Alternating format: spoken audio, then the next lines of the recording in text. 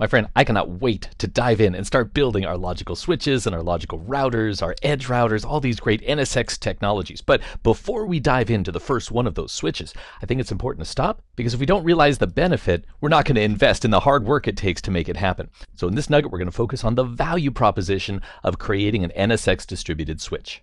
To illustrate this value proposition, also known as bang for your buck, let's just draw this out a little bit.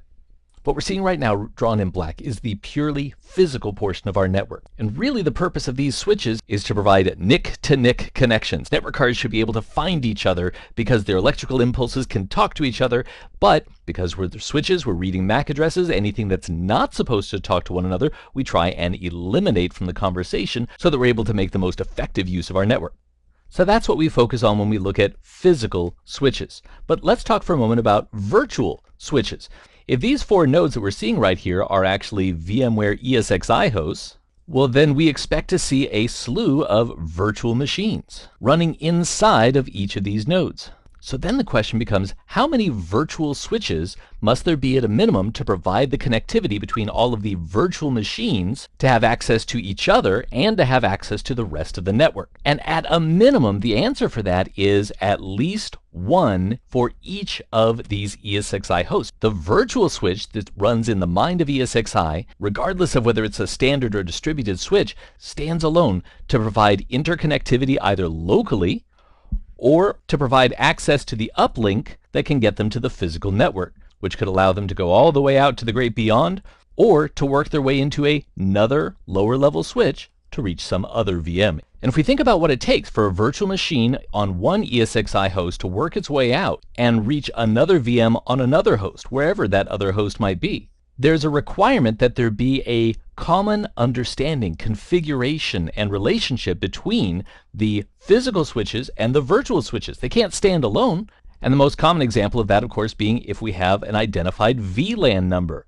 So if these virtual machines are on VLAN 25, which would allow them to all have local communication with each other without routing, not only must that be configured for the port group in ESXi that virtual machine is associated with, it's got to be configured there in the virtual switch, it also has to be configured so that the physical switches are aware of VLAN 25 and willing to forward that traffic on, and not say, VLAN 25, never heard of it, dropping it like a hot potato, right? That doesn't do us any good. And this is why, although ESXi and vCenter and the whole vSphere process is amazing, it runs into a hiccup when we start trying to have more secure and more stable isolated networks, because it requires that the virtualization administrators and the network administrators play nice with each other, which is why now we're going to bring in this idea of the logical switch. So the benefit of the logical switch is that we're able to create one or more switches which really are running in ESXi, but in and of themselves are best described as we see it right here.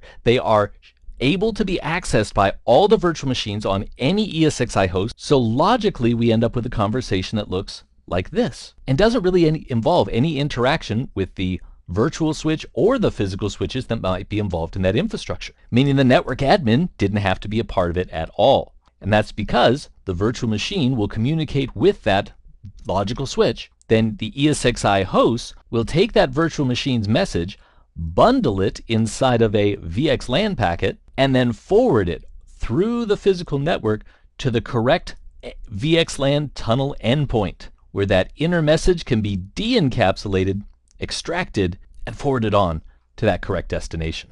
That could mean that we even have routing going beyond the network that we normally think of. And even these remote hosts could be participating in that same switch. And it really doesn't change anything, because once we encapsulate a packet, it stays encapsulated. It's transported over the transport network like any other packet would be. It has nothing to do with the VMs talking to one another. It's simply an ESXi host talking to another ESXi host within the routable space. So the bottom line benefit that we're going to see as a result is a complete abstraction and independence from the physical network administrators and even ESXi administration, because we're able to deploy these distributed logical switches that can be shared by all the ESXi hosts that need to support the VMs that are going to communicate with one another. And when later connected to automation, allows for rapid deployment of not just virtual machines on hosts, but entire scoped networks, that can be secure, high speed, and independent every time we deploy them. I'm giddy with excitement. So I hope this has been informative for you, and I'd like to thank you for viewing.